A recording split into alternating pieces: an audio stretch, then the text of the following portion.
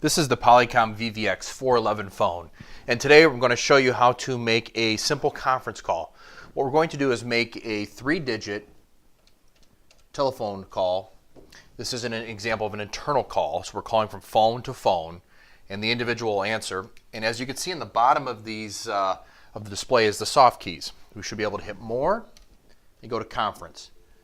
At that point, it brings up another dial tone, and we can go ahead and call an external party.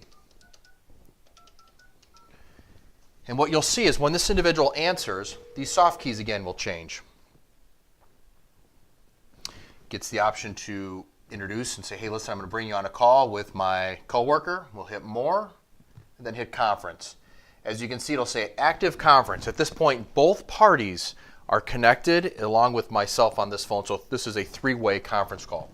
Now what we can do is go ahead and hit split, and you can see it puts both parties on hold. This is a great example to retrieve one of the 2 calls to say, hey, listen, the conference call has ended. We don't need to talk any further. I'll talk to you later.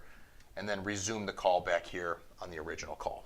So with that being said, that is a quick 411 VVX conference feature.